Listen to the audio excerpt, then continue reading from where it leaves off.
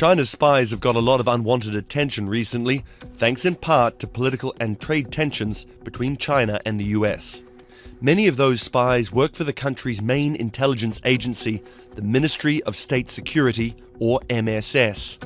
In December 2018, one of China's top tech executives was arrested in Canada on a US extradition request.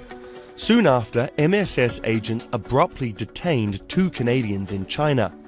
Then, days later, the US publicly named 2 of MSS's alleged assets as part of a sweeping US indictment involving hacking on a global scale.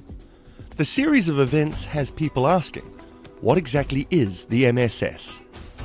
This is your Bloomberg QuickTake on China's elusive spies. Compared with the US, the MSS is something of a mashup. It conducts intelligence operations abroad, like the CIA, counter-espionage at home, like the FBI, and cyber snooping, like the NSA. When you hear the details of how the MSS operates, you think it wouldn't be out of place in a spy movie. The number of employees is classified, and the exact location of its headquarters is unknown, though it's thought to be in a nondescript building in Beijing. It doesn't have a public website, and it doesn't have a press office. What's clear is that the MSS is key to Chinese President Xi Jinping's efforts to tighten control over security. Its head, Chen Wenqing, is an ex-police chief who helped direct Xi's nationwide anti-graft campaign.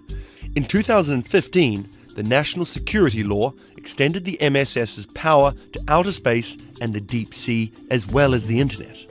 The MSS benefits from close ties between the state and Chinese tech giants like Baidu and Alibaba and Tencent, all of which have the ability to mine personal data. Other government departments are required to cooperate with the MSS and provide support for its activities. The MSS operates secret detention facilities within China and is known for its harsh treatment of dissidents. For example, the blind civil rights lawyer Chen Guangshen was under house arrest for 19 months before he fled to the US Embassy in Beijing in 2012 and eventually moved to New York.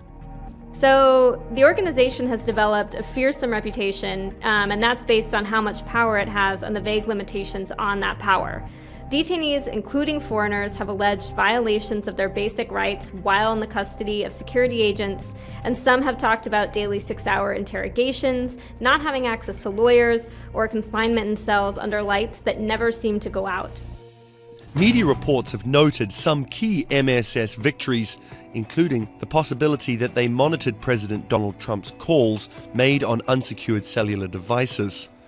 There was also a report that the MSS had dismantled CIA operations in China over several years, killing a dozen or more of the agency's sources, reportedly in one of the worst US intelligence breaches in decades. This isn't an organization that's completely immune to the global microscope. A senior MSS officer was arrested in Belgium and extradited to the US in 2018 on charges of conspiring to steal trade secrets from top aviation companies. But you have to remember, this is still an organization that's very powerful. That was reportedly the very first time a spy for China's government had ever been brought to America to face charges.